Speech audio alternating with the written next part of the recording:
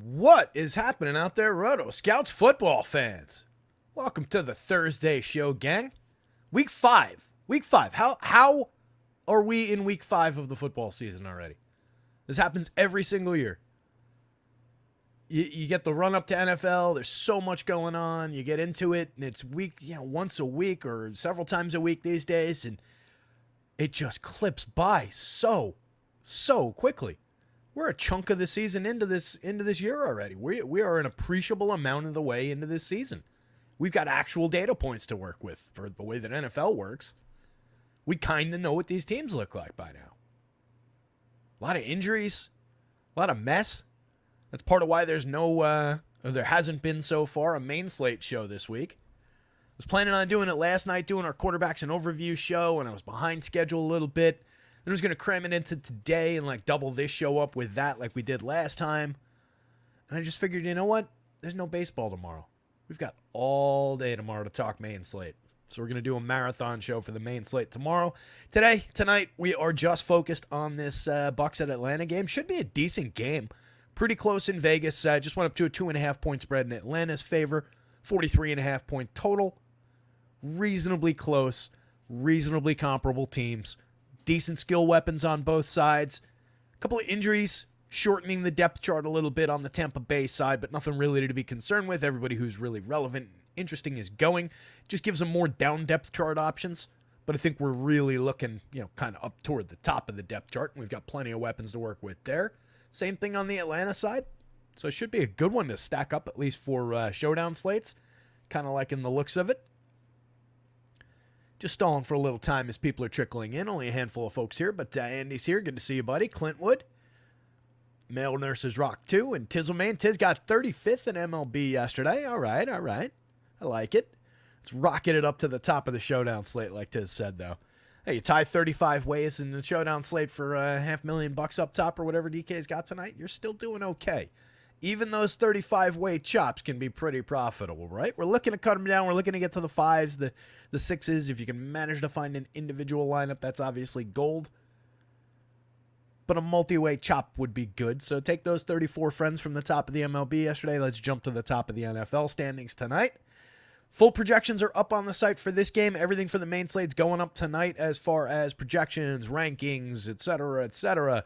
The initial cut of the Groups and Optimizers article, kind of the key, I consider that kind of the keystone piece for all the data and content. That's where all my game notes go. So everything that we're going to talk through on the show tomorrow goes into those game notes overnight, basically, Friday to Saturday. And then we're going to have all of that. So the core of that with the player names and the setups will go in tonight. Game notes will get filled in between tonight and Saturday. I'm not around on Saturday during the day or into the early evening, but I will be back Saturday late night and then for the overnight and the Sunday morning usual routine. But Saturday I'm out of pocket a little bit for the afternoon. So we're going to knock out a lot of that tomorrow. But content-wise, that'll be up on the site tonight. Check out rotoscouts.com if you've never been to the site. If you happen to be one of the few people here hanging out so far and you're new somehow, rotoscouts.com. All of our membership plans went live this week. They're all, after 18 months of being entirely free, everything is under $1 a week. Or $1 a day, excuse me. $1 a week would be too generous. Under $1 a day. Access to every single sport, every single piece of content, every tool, every data point that we cover. And we're going to be adding a whole lot more, hopefully, going forward. So check it out. Weekly, monthly, quarterly plans. Not trying to break the bank, not trying to get rich off of this. Just need to get some bills paid.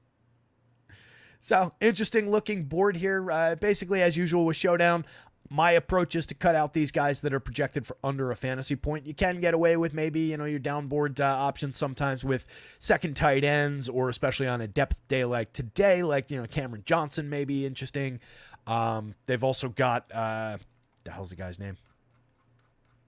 I just dropped them back into my notes and I already forgot his name. Thompson, right? Cody Thompson. There he is.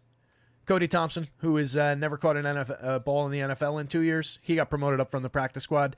I think I would probably not go in that direction, but I would definitely goose Cam Johnson into the lineups a little bit. And he's projected over a point anyway. You don't need to worry about it. But that would be my cut line. And then we're dealing with just, the usual suspects up at the top for both of these teams. A couple of good, capable quarterbacks in play. Baker, I would say, off to the better start, but Kirk Cousins definitely holding his own early in Atlanta. He hasn't been terrible. He also hasn't been great. Gave them one nice big game-winning drive. Last week, 238 yards, no touchdown, interception, 21 of 35 passing. Week before that, 1 touchdown, 1 pick. Week before that, 2-0. He's in the 230, 240 yards range each of the last 3 weeks. Had kind of a clunker in game 1. Completed 16 at 26 for 155, a touchdown, and two interceptions. Slowly hitting his stride, but we haven't seen that big Kirk Cousins day. We haven't seen 300 yards yet. We haven't seen more than 2 touchdown passes, and he only did that once in 4 games. He's definitely got weapons to work with. I like the way that Atlanta aligns, though. I think my favorite piece for this game is probably the Atlanta rushing attack against what has so far been a bit of a sieve at the as far as run stopping for Tampa Bay.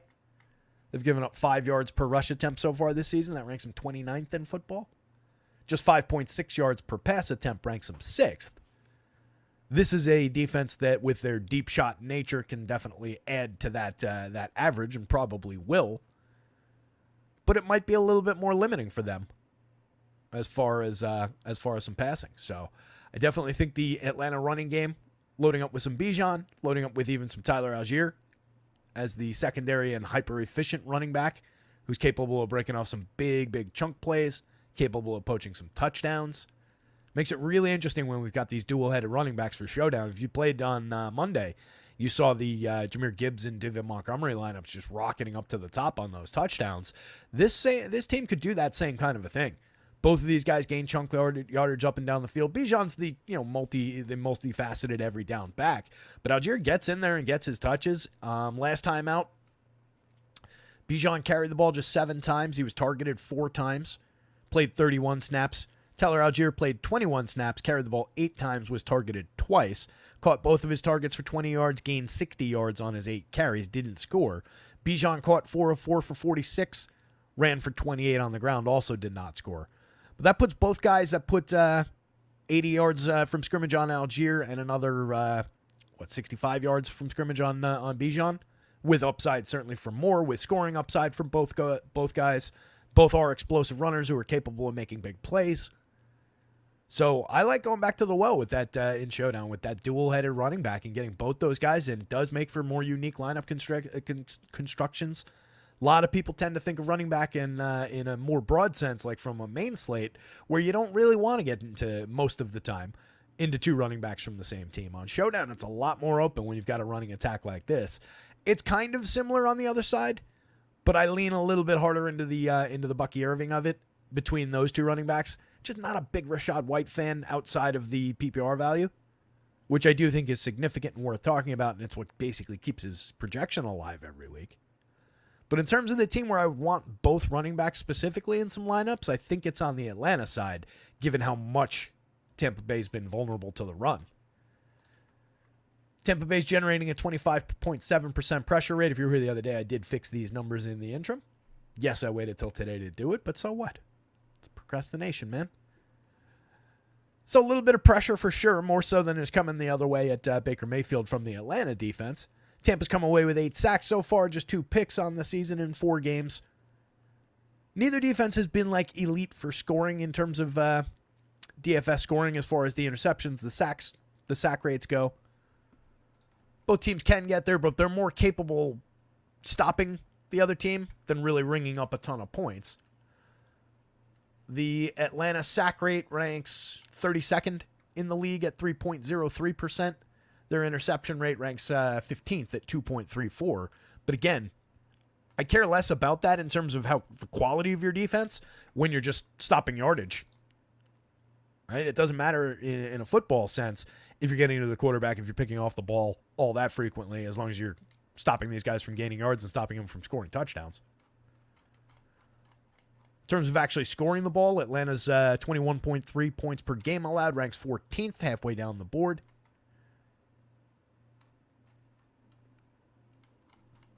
On the Bucs side, they've given up 19.5 points per game. That ranks 9th. But we do have a healthy total at 43.5. Both teams over the averages that they're, in terms of the implied total, over the averages that their opponents have yielded this year. Bucks rank 22nd with their 1.37% interception rate, 5.19% sack rate, ranks 27th. So again, not a ton of just, on the board scoring so far out of these defenses in terms of ringing up sacks and interceptions, but both defenses capable, both defenses playable. You're leaning in for some mistakes from two veteran enough quarterbacks and some wideouts, some running backs that aren't heavily mistake prone. These teams can play some pretty clean games, but defense is definitely in play here. Same thing with the kickers. The kickers are always going to be in play for showdown formats. They're points of differentiation. They're reasonable scorers. They've been involved pretty frequently this year. We've got a pair of capable kickers in Chase McLaughlin for 5,900. He's got a decent score in the projections. He's getting slightly outpaced by Younghoe Koo at 5,495. He's up projected over 8, which is a pretty solid kicker score. Typically, we're dealing with kickers in the 6.5 to 7.5 point range. So that's a solid little bump for a kicker. Both those guys always going to be in play. I don't pull kicking stats typically. So far this season, McLaughlin has converted 100% of his field goals. It's the only number I have. It's in the team stats here. And Younghoe Koo has also converted 100% of his field goals. He is that's not no extra points on here. So both these guys are good kickers. Shocker. Let's put some numbers on some stuff. Again, Bijan at the top of the board. Kind of the go-to bell cow back for this team. But he does share... Bell cow's the wrong word because he shares carries. But the go-to 3-down back, the guy who's involved a little bit more in the passing game than his counterpart. You can see on the average, four targets a game going in Bijan's direction, while just 0.8 per game going Tyler Allgeier's direction. Bijan gaining 56 yards per game on nearly 14 carries. That's 4.1 per attempt, 1.9 before contact, 2.1 after. A little bit of bounce in his game, a little bit of explosion in his game. But you can see on that front for Allgeier, 3.3 yards before contact, 2.8 yards after contact. Has not been in the end zone yet on the ground, but definitely will get into the end zone. Hasn't been in the end zone through the air. Neither of these guys have. Both these guys, when they catch the ball, it's typically behind the line, and then they have to make something happen. Bijan's put up 8.4 yards per target on the season so far. Allgeier, on extremely minimal targeting, has put up 10.7 yards per target. Both guys can catch the ball out of the backfield, make something happen with it. Both guys capable of taking that target somewhere near the end zone and scoring on it, but both more likely to take that opportunity on the ground than they are through the air. Bijan in 4 games was targeted once in the red zone. Tyler Allgeier has not been targeted in the red zone. In terms of red zone carries, Bijan had 4 in week 3. Neither guy had 1 in week 4. Let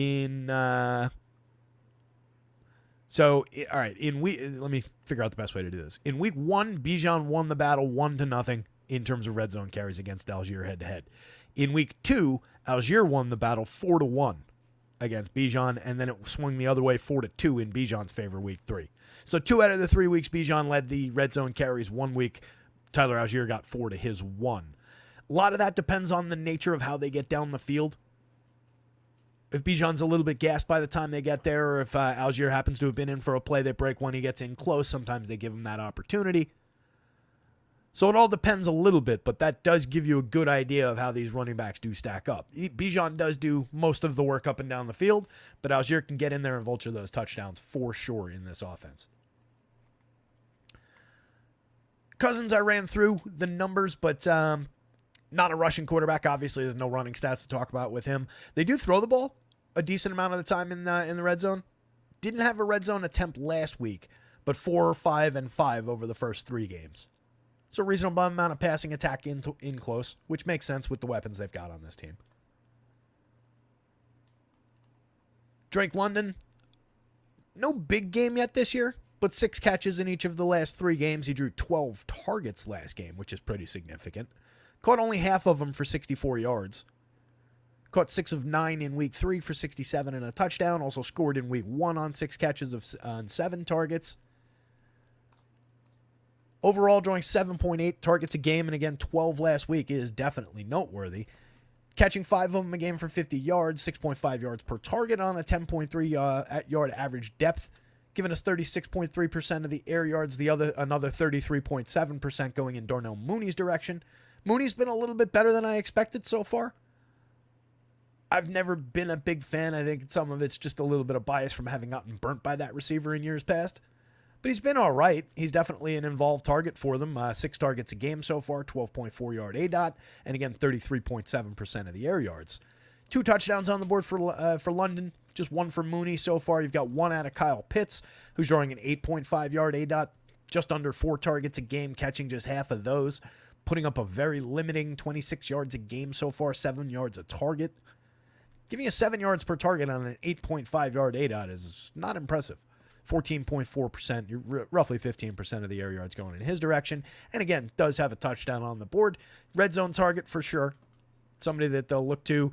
And you got to think that part of their plan coming into one of these weeks is going to be, hey, we've got to get Kyle the ball a little bit more. Hasn't seen more than 5 targets all season. He saw 5 in week 3. That was a season high. Bookends in week 1 and 4 with 3 targets and then 4 targets in week 2. Hasn't caught more than 3 balls all year. Hasn't cracked 59 yards was his high in week 3. Jake, we'll get there. Jake Swale's calling out Sterling Shep. Yep, for sure. He's gonna be out there. He's gonna be involved in that shortened receiver room. On a showdown slate, something like this, he'll get a little buzzy for sure. He'll be a play down the board that people know to make, but he's very, very cheap. He's going to make some things work. And just because he's low projected, some of that goes with opportunity. Obviously, that's a difference that 1 touchdown or 1 big play can eradicate the difference between his projection and basically everybody else. So, yeah, very much on the board. The other interesting receiver for Atlanta is Ray McCloud. Ray's drawn a fair amount of targeting, 5.5 targets a game so far this season. He saw 7 targets last week. He caught 6 of them. He's drawn a 7.6 yard ADOT, 18.89% of the air yards. He's failed to get into the end zone so far. What I like about Ray, though, and I've talked about it a bunch, is just the dynamic nature of what he does once he's got the ball in his hands. He's drawn a couple of carries as well. 0.5 per game, so he's drawn 2 carries through the season. One of those carries he gained 20 yards is a pretty good example of his explosiveness, his ability to run with the ball in his hands. The other one just 3 yards. But the consistent targeting and the desire to get him the ball and let his explosiveness take over and try and make things happen is very interesting for DFS. And it's a continued source of upside. 3,400 on DraftKings, 7,500 on FanDuel. Totally in play. Regardless of the fact that he hasn't scored yet, they've given him the ball twice through the air. They've targeted him twice through the air in the red zone. They haven't given him the ball on the ground in the red zone, but he's capable of taking that Deebo Samuel type of a handoff in close. So really interesting player, especially in showdown format. I'm going to have a lot of Ray tonight. I like the option a lot, and I think he's got the upside for a score.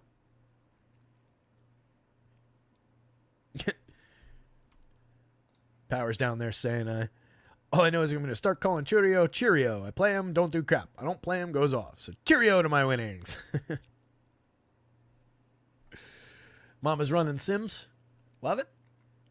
Free money on Kirk Cousins over 200 yards and a TD is a lock, says Mamba.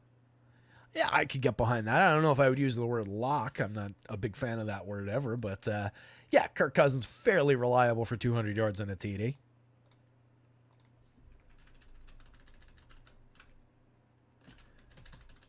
Let's see. Can I give you that? Oops.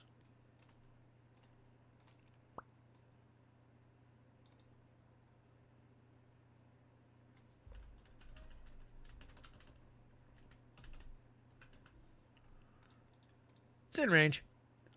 I don't have an issue with it. Looking at the numbers in the background.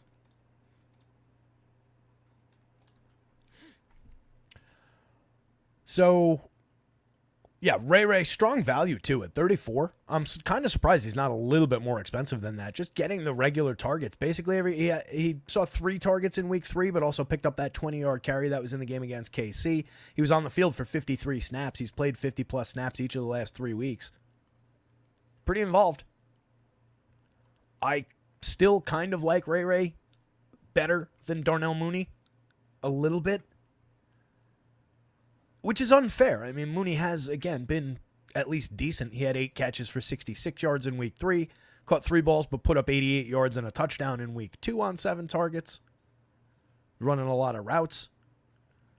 But Ray's running his routes too. 29, 27, 31 the last 3 weeks to the 31, 31, and 34 that Mooney's run.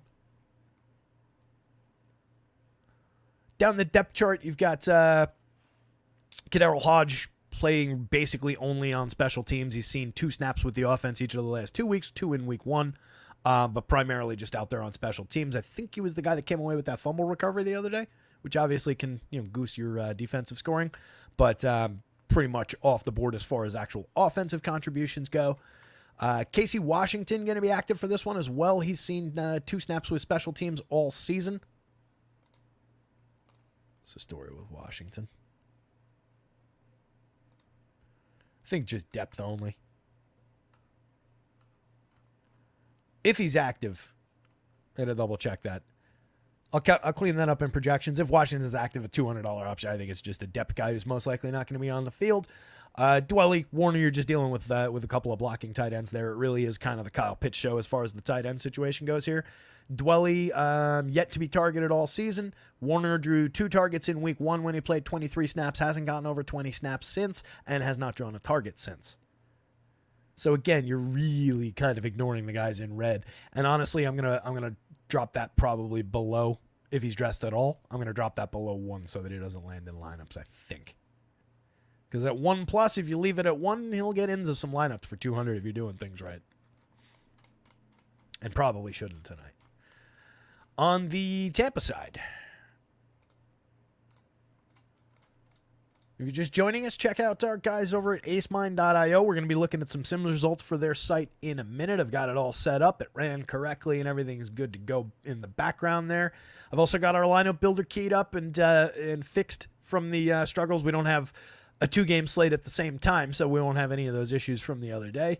But I reconfigured the board there so that it's just always going to search against the salaries if you were here for the show the other day. That way we won't run into that if we have those mixed slates again.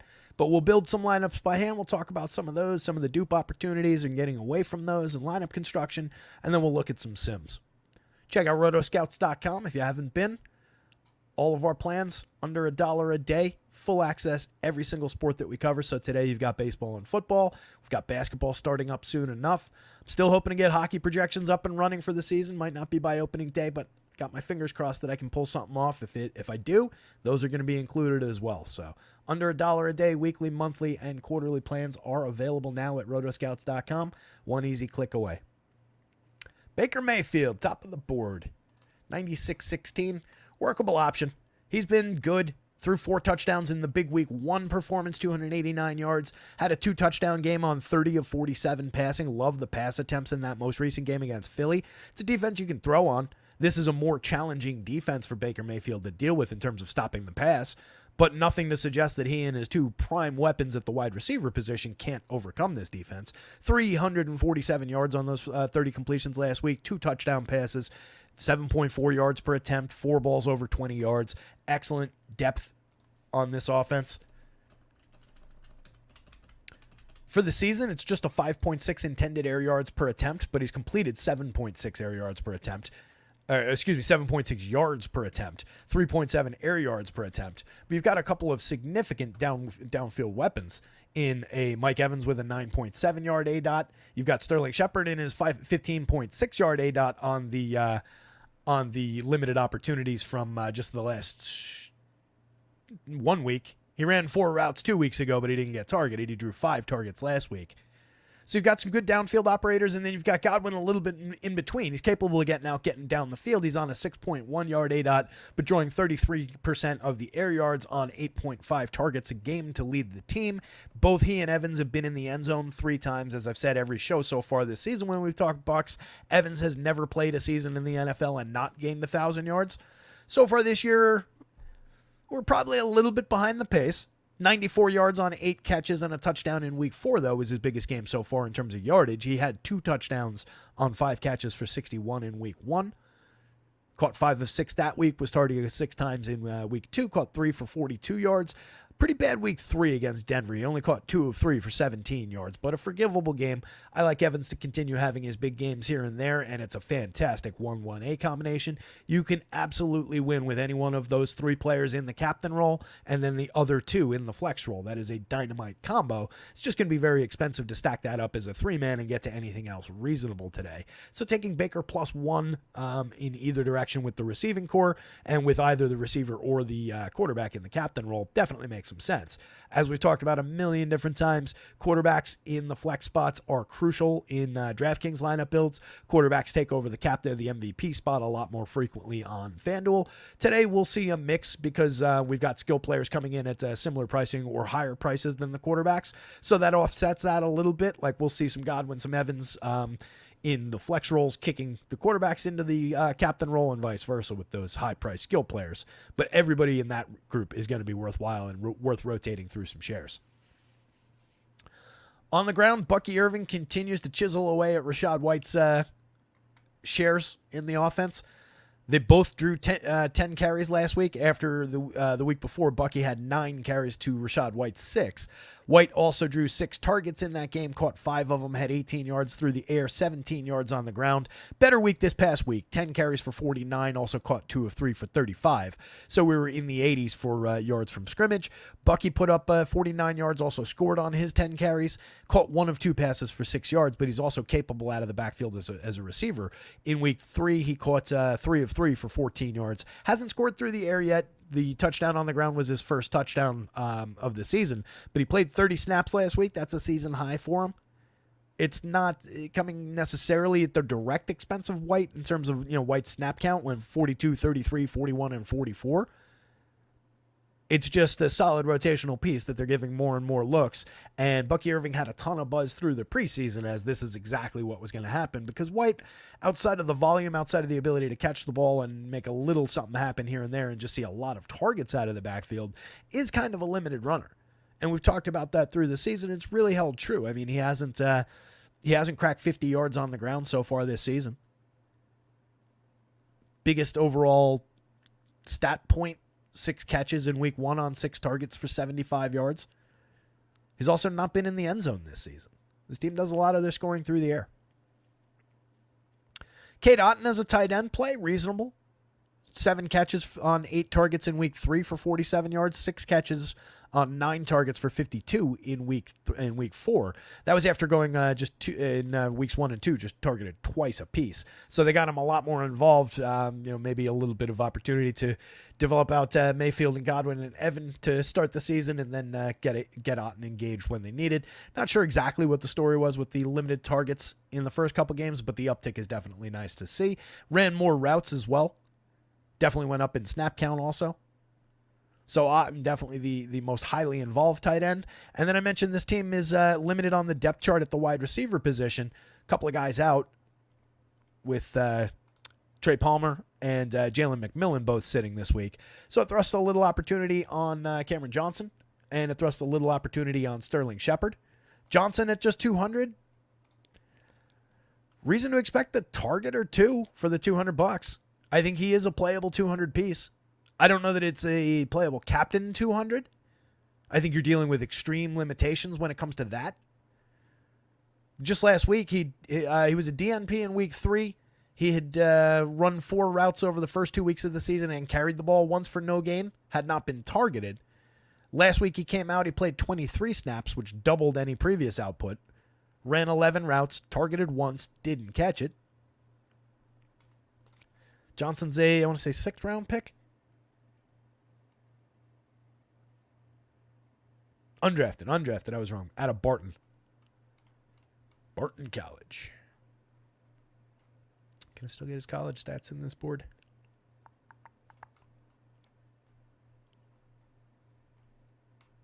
I'm going to look.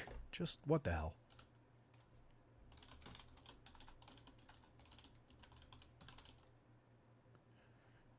It's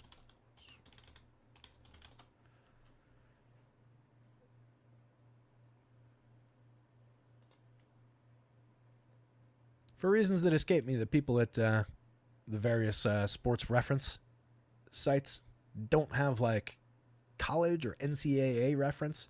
I guess that's probably owned by like College Libraries, NCAA reference. For college sports, it's sports-reference.com. This is a basketball player named Cam Johnson. That's the wrong guy.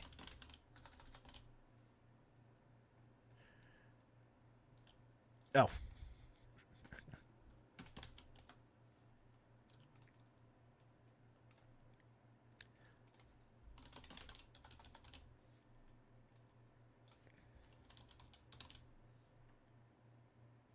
Is he not in here?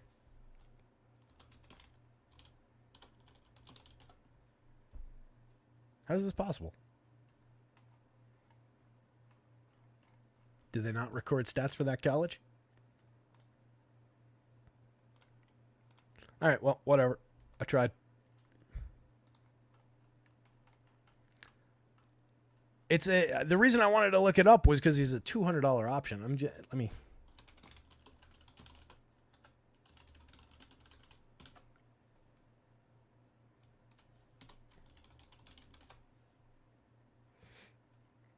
There we go. 37 career games over 4 seasons at Barton College, tallying 151 receptions for 2,316 yards and 19 touchdowns. Over 4 seasons? That's not that good.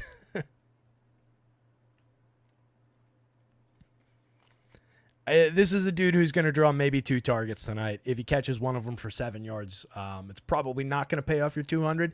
You really need him to break one at least a little bit, but that is an excessively cheap price. It's not something that I would tend to lean into, but he will probably run 15 routes, draw 2 targets. That's the nature of that play. Sterling Shepard's going to be the more involved of these receivers. Shepard last week played 47 snaps. This is an actual NFL receiver for whatever that's worth, or close to. 47 snaps. He ran 31 routes last week. Caught 3 of 5 targets, put up 51 yards. Didn't score, but that's a lot of involvement for a very cheap downboard receiver. 1,607,000 across sites. Definitely more affordable on DraftKings. FanDuel, I guess, anticipated that he was going to play, where DraftKings did not. Down the board, Payne Durham's of the world, the Sean Tuckers of the world, you're really dealing with excessively limited options. Durham's drawn 1 target as the blocking tight end. He's played limited snaps over the last 4 weeks. Sean Tucker has carried the ball twice all season and caught 1 pass. All of that happened in the last 2 games. He has not played more than 5 snaps with the offense all season. So you're not really going to Sean Tucker. Don't really understand why he'd be 2,000 when Cam Johnson's at 200, but there it is. Again, kickers' defense is definitely in play in this one. The hell did you guys go? Got too many tabs open. There we go. OMG Father hitting the Tyler Algier play. Yeah, definitely. Definitely liking the Tyler Algier play. Like I said, I like the idea of stacking him and Bijan into the same lineup, kind of like what we were talking about with Gibbs and Montgomery. To a lesser extent, Gibbs and Montgomery, as I said, going into that game the other day on this show, kind of the best pairing to do that with in the NFL right now because they both tend to eat, like regardless of game script. That was the ideal version of that. Both of them got in the end zone. They both saw their carries, but both those guys typically eat. This is a little bit more of a one guy cannibalizes the other's opportunities to some degree. But given the big chunk plays, given the efficiency of Algier for a showdown slate, I think we can absolutely get away with it, and it'll probably still be lower on than it ought to be. We'll look how much it came up in Sims in just a minute. Lone Wolf says, chat's going off. It looks like a busy chat. I'm not keeping up with all of this. Mama's saying Atlanta doesn't cover the flat well enough, so Otten wins that battle every time. Good note. Don't have the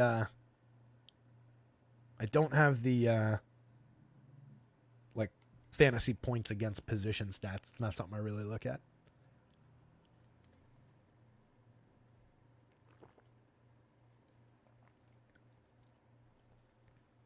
Washington's defense is absolutely the I've been talking about that since week 1. Mama's right about that. I don't know who Mama's arguing with, but he's right about that one. Yeah. newly purposed. I'm not sure what rankings those are, but yeah, the Commanders are not a good pass defense. So that was not a surprise. We were all over Mayfield in that Week 1 game, and we're going to be trying to abuse that Washington pass defense all year. But you know, I think the overarching point though that you were trying to make, newly purposed, is that Baker Mayfield's just been damn good to start the season, and he has. So I don't think you're wrong, and I think it's a good note.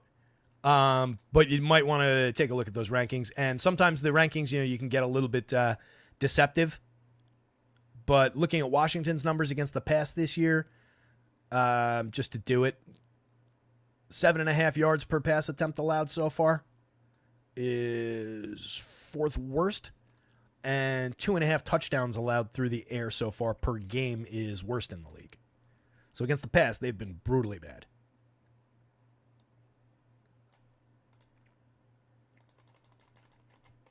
But appreciate the discussion. I mean, that is not a criticism of your notes whatsoever. And as I've said, if you're new here, anybody out there within the sound of my voice, if you're new, this is a dialogue. This is not me saying I'm right, you're wrong, I've got a microphone, so shut up. If you've got notes, if you got thoughts, if you think I'm saying something wrong, tell me. Chime in, please. This is a dialogue. You guys help me as much as I help you, I promise. I appreciate you, Lone Wolf. Link down in the description, as Lone Wolf says, $22 a month, under $7, $6.93, I want to say, a week. Quarterly price in there as well. Every 3 months saves you a little bit more money if you want to dive in for a bigger commitment. But I get it. Hey, look, you might have discovered us today. Think this is some little fly-by-night operation.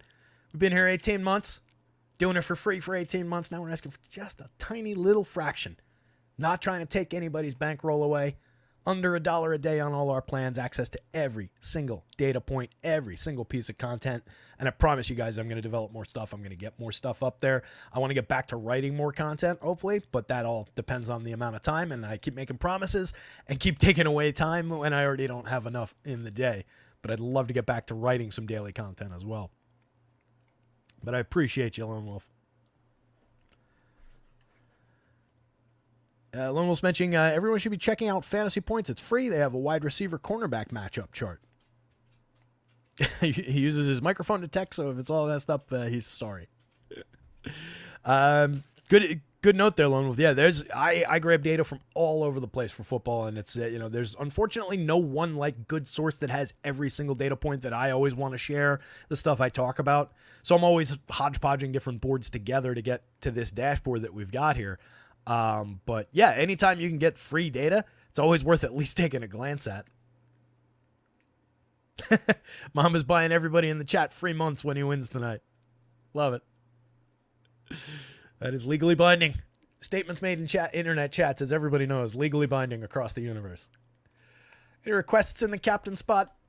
I want to see what a Tyler Algier captain looks like, just because that's where my eye landed when I first looked at it. It's going to save us some money right out of the gate. Let's go with we'll do this, right? And we'll take some upside from the passing game on the other side.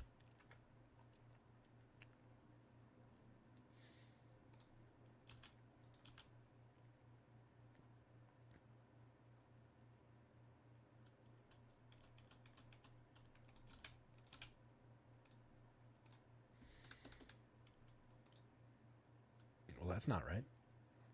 Didn't I say I fixed this?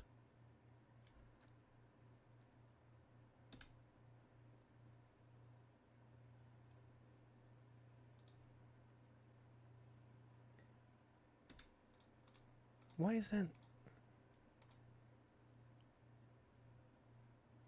I crazy? P to R.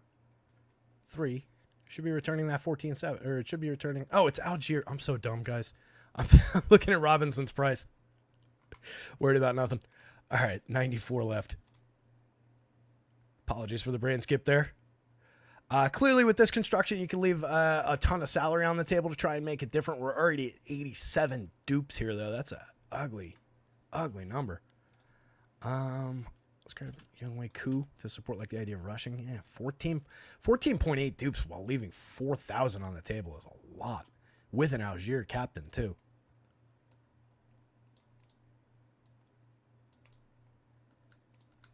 I don't like how that came out at all.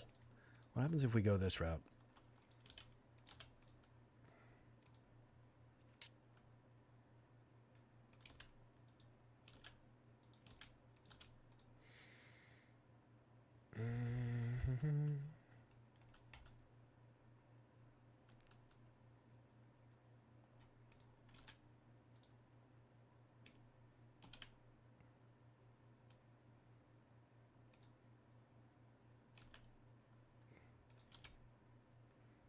At least that got us under 10 dupes. I don't like the construction on that lineup at all, though. Way too much money left on the table for one thing. But, I mean, it's going to be ugly, yeah. It's still leaving 7. Obviously, we're in a cheap lane here, but, I mean, 21 dupes on that. This is a much more viable lineup than that first one. Not that that first one was actually all that bad. I said I didn't like it. But the idea of the Atlanta defense supporting like a rush-focused game, which kind of flies in a contrarian sense to how this game is most likely going to be played, and then giving Cousins with the less likely of the receiving core with Ray, and then just like tight end play correlated with the quarterback against the defense, I don't mind because it supports the idea that the offense isn't necessarily going off. You just get something out in the flat, like what Mamba, I think it was saying a minute ago.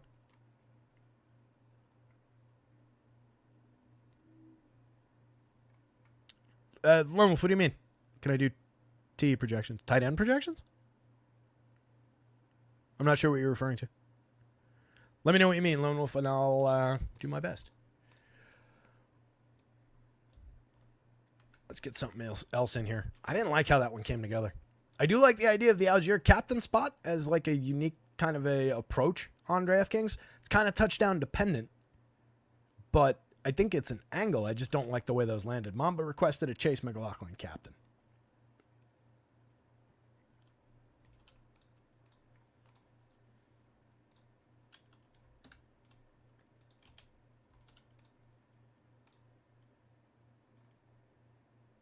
And Fade Baker.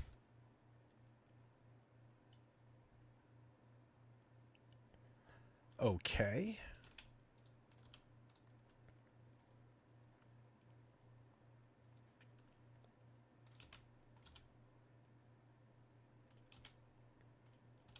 Whoops.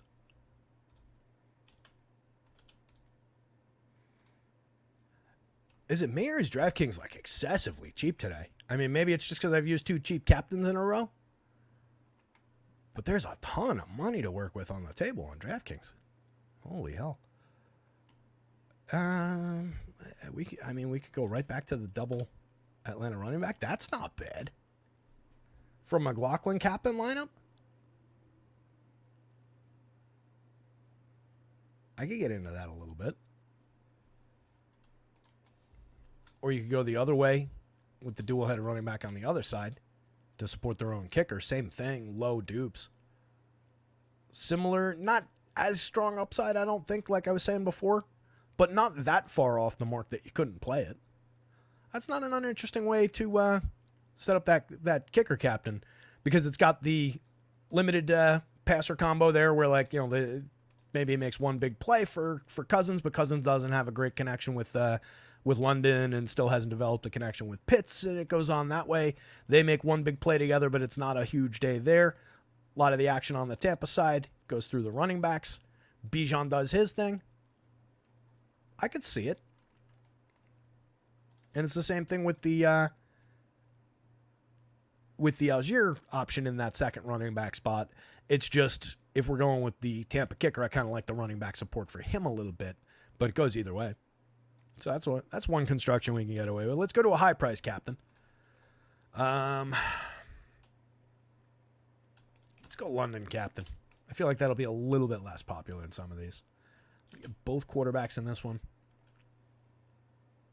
I'll go Mooney this time because we're just overusing Ray. Now we're a little tighter. 5,700 a spot. This is where we want to be. For London, go Falcons D there. I still haven't given Baker anybody to throw the ball to.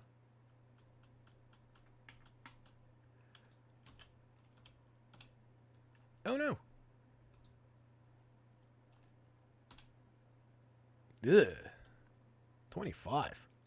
Is Otten like crushingly popular on DraftKings today? My God. I was expecting a big number if I did this, but that's actually smaller. That's kind of reasonable. Then you get 98 for that spot. We can go a different direction. We've got London in there already. We've got Baker in there already. Everybody's so cheap.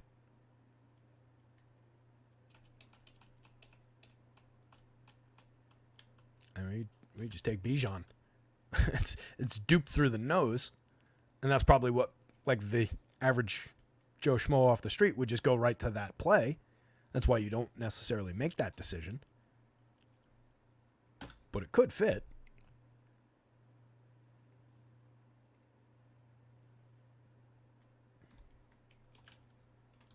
Koo kind of fits that theme a little bit. It's duped more than I'd want, but it's not totally terrible. And you get Koo fitting in with the, the Atlanta focus lineup theme there, and then just a little Baker and Shepard connection. What you really need to fade there is the, kind of the obvious, the Godwin-Evans touchdowns. If Shepard comes away with the touchdown in this construction and these guys don't, and they're just, 90 yards apiece up and down the field, you're probably home, or at least you're competitive in, top 1 territory.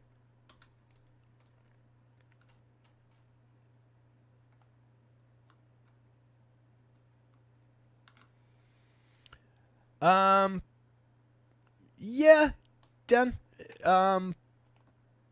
I do think there's a way. It's definitely not your clearest path to probability.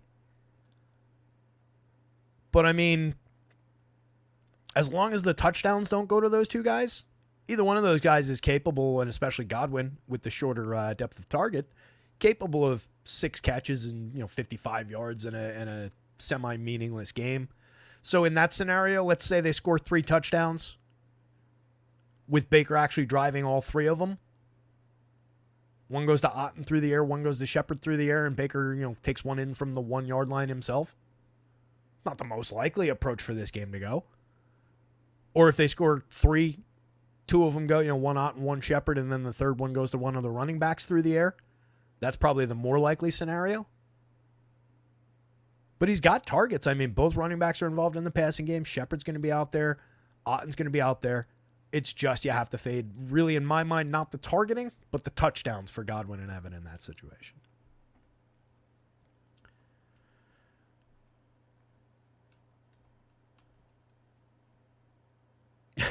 Devastated. It's thin. I'm wanting to split it with just OMG Father and not 100 other people. Well, you've just told another 40 people about it, or 39 people counting you an OMG Father. Let's do one more on, at 7:03. We got a little time. Do another one here on DraftKings, and then we'll build a quick FanDuel one, and then we'll look at some Ace Mine results.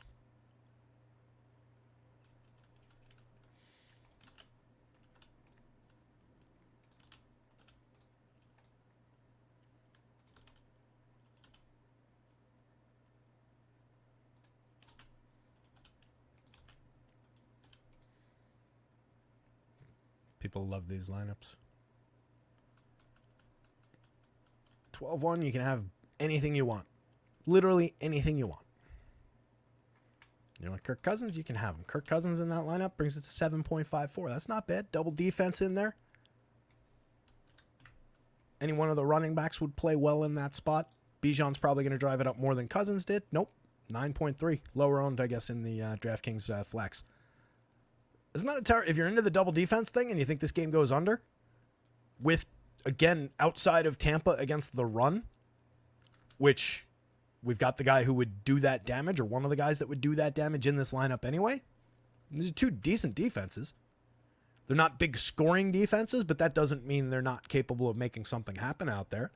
One big turnover obviously can swing that. One of the kickers, and then just the Mayfield to Evans touchdown pairing. That plays. That lineup absolutely plays. And it's below 10 dupes. If you go in a different direction, you want to go Algier in that spot to make it even lower on. Now we're under 5 dupes. And if that touchdown goes in Algier's direction, same thing. I don't hate this. the double defense construction in a game that people probably expect a little bit more to be scoring focused than defense focused. We know how these Thursday games go. Not that there's anything real or predictive about that. By the way, if you're paying out there for analysis, I just became aware of somebody with like 300,000 followers on Twitter and apparently does work for ESPN. I forget his name, but I literally just saw him for the first time last night, and it's probably funny that I've never heard this guy's name before, but that's just how much I actually pay attention to the pinheads that are in the industry. I was just laughing my way through just clicking on some of his analysis last night, where it's like he was talking playoff baseball. And it's like, over their last 9 years of playoff games, they've struck out 37 times. It's just the dumbest, non-predictive, totally irrelevant stats. And people are apparently giving this guy $100 a month for his picks, and he's on ESPN. And if people are talking to you about things that are not predictive, and come ask me, I'll tell you what stats you want people to be talking about if you want to go spend your money elsewhere. Do not give these clowns your money. It's offensive how bad the analysis on this guy was. I'll look him back up and I'll tell you guys who I'm talking about. Just absolutely offended me. Let's jump to FanDuel here. All right, so Baker captain. No Godwin, no Evans, eh? Challenge accepted. I'll throw Kirk in there. Actually, no, I want Bijan in that spot instead as my big buy from the Atlanta side. Really liking that Atlanta rushing game here. All right, so then I would probably almost insist on having that combo as your most likely. And then you get 14.5, you spend it anywhere you want. Probably makes sense to consider one of the backs. And you could do that if you don't like the Otton and Shepard, the thinness of that. You could go like, Bucky in place of the tight end in that role, have basically the same money to spend.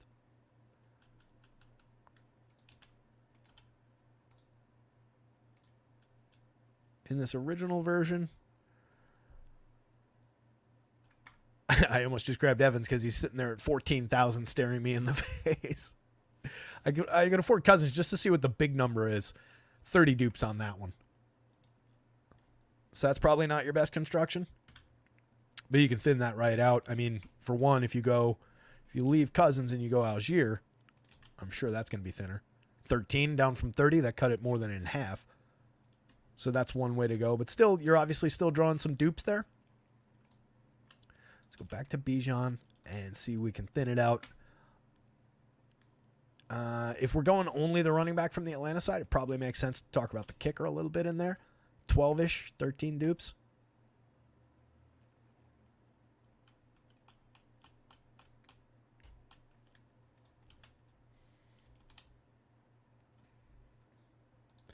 No joy on that one. Definitely no joy on that one. All right. What if we go back to that same idea, but Algier and Koo? There you go. Now we're talking about just you, OMG Father, me, and two other people. That plays. Again, you get the kicker running back pairing in a day where our little game script that we've written here suggests that Atlanta's offense is not necessarily doing much through the air. So we don't need Kirk Cousins. We don't need the receivers. We're taking the secondary of the running backs, the technically slightly less popular, but still with tons of upside there. We're getting the kicker in that scenario. So, they march up and down the field, but neither running back punches it in. The passing game's ineffective. That leads to kicking opportunities. So I think that narrative feeds it. And then the idea of staying away from Godwin and Evans with this lineup construction that we wanted dives directly into Ott and Shepard. And you could run a couple versions of this where you replace one of those guys or each of those guys with each of the running backs if you're looking to build multiple versions of the same lineup to get all the bites at this construction. But I think this is probably the best way to put that lineup together. I think.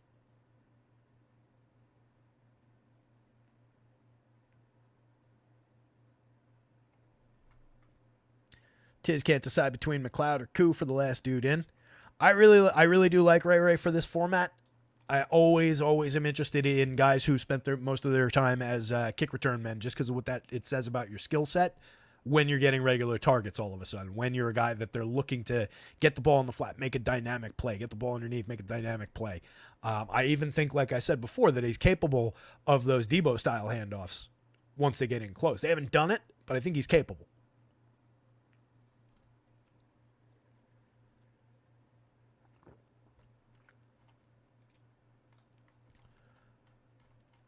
You think targets go down this week? I don't think so. I think this is part of the plan. I think this is what they want him to do. He had 7 in week 1. He had 7 last week in week 4, 5 in week 2, 3 in week 3. So, I mean, it was down in week 3, but it went right back up. And he played the same snap shares, 58, 53, and 50 the last 3 weeks. That's doubled from what he'd played in week 1. They're down in week 3, OMG. Back up in week 4. 7-11. I'm going to do one more FanDuel lineup just for chuckles. Let me go to Bijan in the captain spot there. Since I talked him up a little bit, we will let Godwin or Evans, and I'm going to go Evans because he's just one of my guys. And then get right in there. Because it's 8. You go right to Otten. That's an ugly lineup. 66. Jesus. What the hell did we do? That's what happens when you just go straight to the chalk.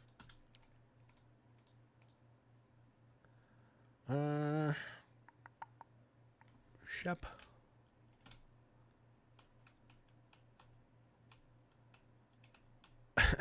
This is 165 dupes. I'm gonna have to get really thin with this last pick. 27. Jeez.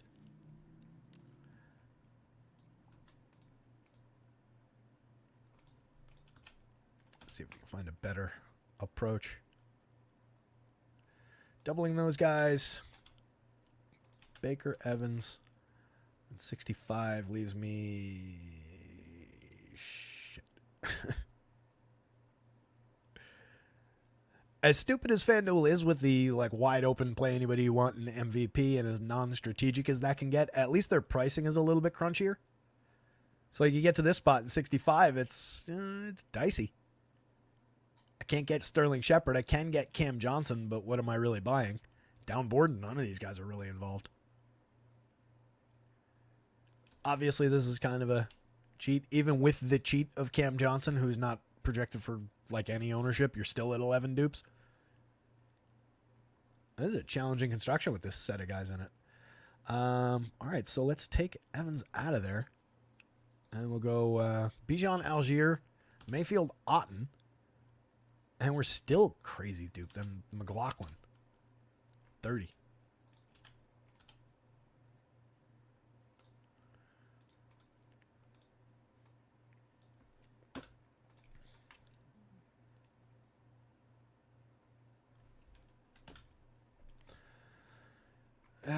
FanDuel.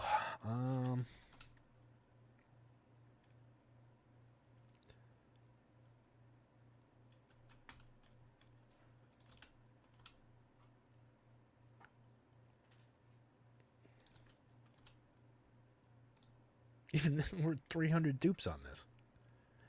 The hell are the unique lineups today? I mean, that would obviously be super popular to go to that. All right, so you got to get creative down board today.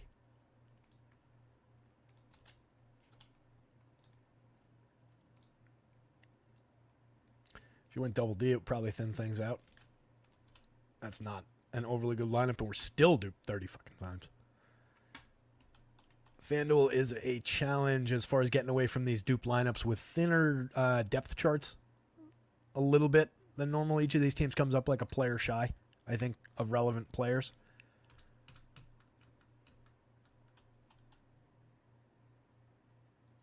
Baker, Captain, Otten, Shepard, and both Atlanta running backs.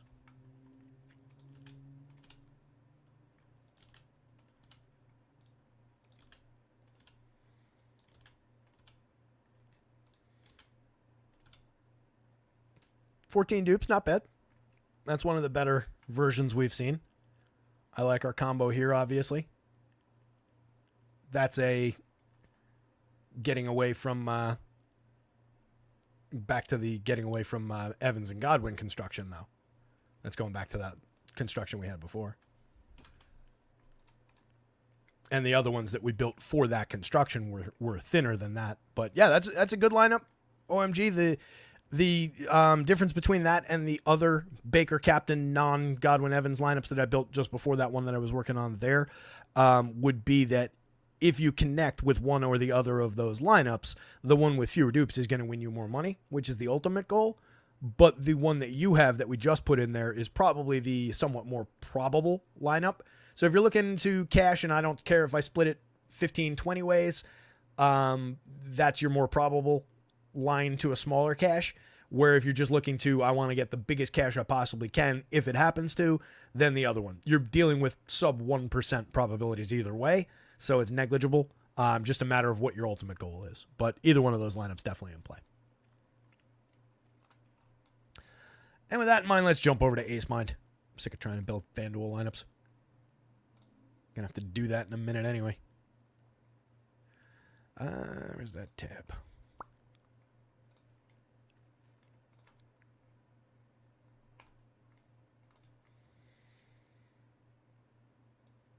Some results from our pals, acemind.io. If you haven't been, this is what it looks like. If you haven't been, you're missing out. Excellent sim tools, lineup optimizer, sims. Every major sport is up on the site, up and running right now. Showdown slates, full slates, least expensive pricing in the industry from them. You pair the least expensive pricing for sims and optimizers with the least expensive pricing for projections and data and content, and you are off and running towards successful bankroll building. So check these guys out. They're also shockingly responsive to customer support issues. You ask these guys a question and they've got it fixed before you finish the sentence. It's pretty damn slick. As we're looking at some of these lineups, we see a pretty mixed bag across the captain spot. Let me stretch this out. If you're not familiar, we've got our builds. We've got some data in here as we spread across about the profit, the ROI on those lineups, the number of times they're duped.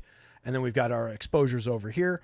And we can set different fields. So I'm going to go against our top 150 performing lineups. This ran in the full pool, 117,647 entries for the big DraftKings contest for tonight. It ran the 50,000 sims 5 different times. So you're dealing with 250,000 versions of this tournament to feed these results, which is pretty good. Captain Mike Evans in the top spot. That looks, if I'm not mistaken, that's a naked Mike Evans top captain spot lineup there. Not to say that that is necessarily our best or most likely lineup, but that one came through in this version of The Sims quite a few times. Evans lands in the captain spot 18% of the time in our top 150 lineups here. That's noteworthy. I think that's ahead of his current public projected ownership in the captain role. So typically when we're seeing that, we got in our 150 best lineups, we got him in the captain spot more frequently than the public. Let's say the public's at 10, which is I think is about right. That means we want to juice our Evan shares in the captain spot. 25% through the top 150 in the flex roll. Combined pretty significant exposure there. Mayfield in that number 2 spot. We got Mayfield 52% of the time in the flex through the top 150. 25% in the captain spot, which again is significant. Typically we are landing on a little bit more skill player focus on DraftKings in the captain, but it seems like this year they've gotten the other way around somewhat in that these quarterback prices versus the high-end skill player prices are having a different impact this year with the multiplier. A little bit, depending on who the quarterback is, obviously. Godwin right there on the board as well, though. 11% in both roles for him. That's probably right around the field on the captain shares, and definitely, I would imagine, pretty below the field in the flex share, which is interesting for Godwin. Bijan, pretty monster share, half of the top 150 in the flex spot, 13% of the captain role. I think that's right around the public number for him too. Rashad White, just minimal captaincy, but 5%. Might be a couple points ahead of where he's projected. He's probably projected in the 2 to 5 range. 21% of the flex D, or the flex exposure. What I'm looking at, the reason I said D there is because I'm noticing a number of defenses creeping into these top handful of lineups across our top 150. So we've got Bucks and Falcons, and significant Falcons exposure in this last man in spot across our top 10, 15 lineups here. 35% exposure to the Falcons in the flex role. No MVP in our top 150, or no captain rather. but that is a significant chunk of Falcons in the flex roll. 9% of the Bucks, less, but obviously it can get there. That is an effective lineup. In terms of what these lineups are actually doing, that top one is bringing back $250+ leaves $900 on the table. That second one spent all your money. It's also bringing back $200 on average. Your other's a little bit more diminished than that, but still pretty significant wins for those top 12 or so lineups. You get over here into the dupes column, and we're really not all that concerned with dupes on some of those. This is not gospel. You can run some of these lineups, and then all of a sudden it's, well, the Sims told everybody to play that lineup, and it actually comes out to, hey, that was duped 15 times because people have good data. And we're all using essentially the same data across the industry, regardless of where you're getting it from. It's all within a couple of points in one direction or another.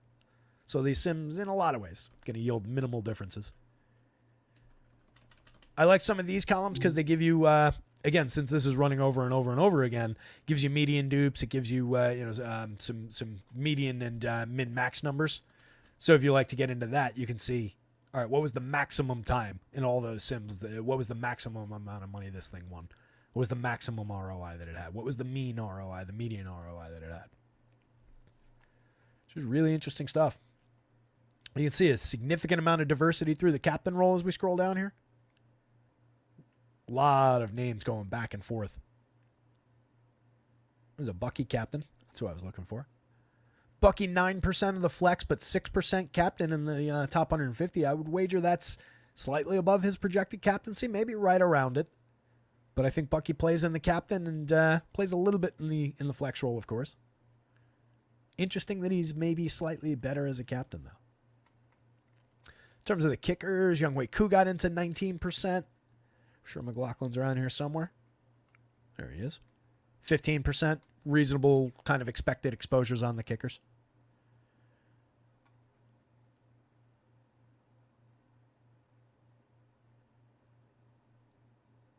OMG Father Shep's the most free play of all time. Number 3 wide receiver at that price. Where is he? Let's see if we got him in here. I'm sure he's in here. He does have a small projection. There he is. 5% of the top 150 in the flex. I think that does kind of reflect the nature of his projection, his standard deviation, and the popularity, and the way that those things are going to collide in the Sims. So what I would say there is, if you're bound and determined to get more Sterling Shepard, which I don't think is necessarily a bad idea, you can always go in, just goose his projection a little bit, give him another 2 points on his, I think I've got him at like 3.5, so give him 5. Or the other way to do it is if you just give him a bigger standard deviation. This probably ran with him at I just grabbed whatever standard deviations Ace Mind had in for today.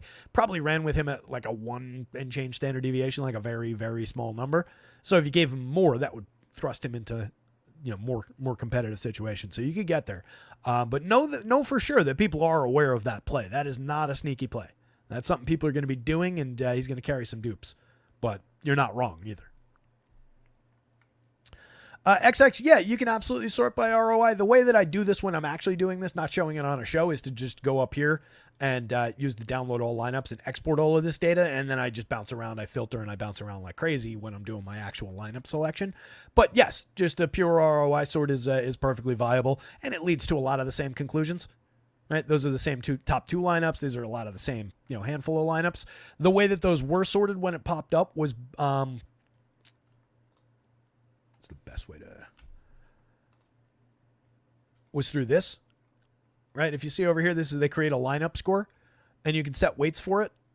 This is what I had saved in there, but what I actually ran it against was a new config that I'm toying with on how to get to that.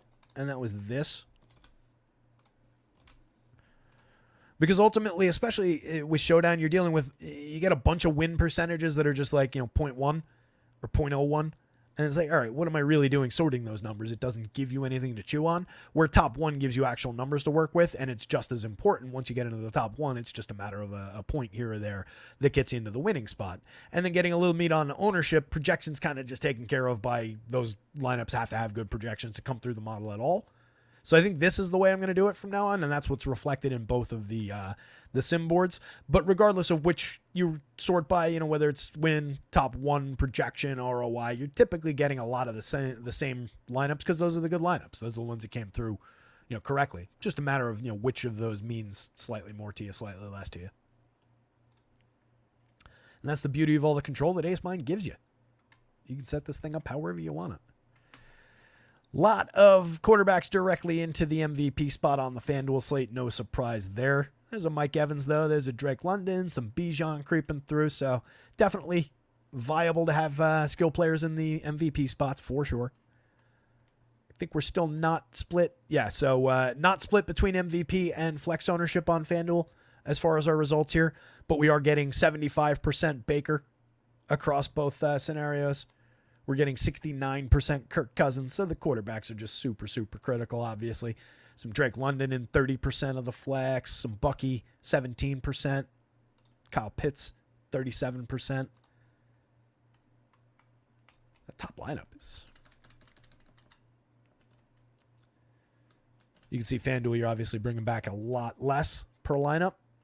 Smaller prize pool for one, way more dupes for another. So you work with a little bit less meat on the bone for FanDuel. Got some kicker action up top. What I do like in this top version of the FanDuel results, these top lineups do have a little bit of diversity throughout the flex position. Got some Otney in here. You got some Mooney. You got a lot of Rashad White. You've got some Pitts and Algier and some Ray in there. So we're getting to the guys that we wanted through these top-end results.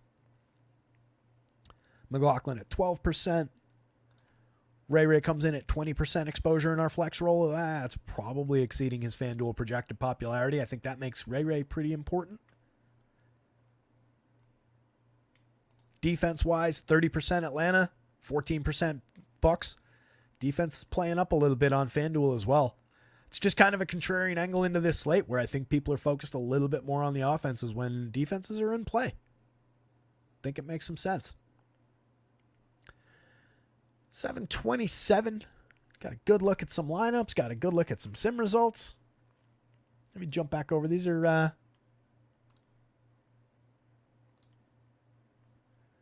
DK lineups again. I'll scroll through a little bit so you guys can get some ideas. Oops. Short scroll. I had it only on 20. This went back to our sorted, by the way. I had it once we reloaded it, by the way. Pull some inspiration. There's probably a winner in here somewhere. It's the frustrating thing about getting all these lineups. It's like, well, I had the damn thing build me 117,000 lineups. There's probably one that won in there somewhere. Just got to pick it. Typically, it's not the most obvious looking one.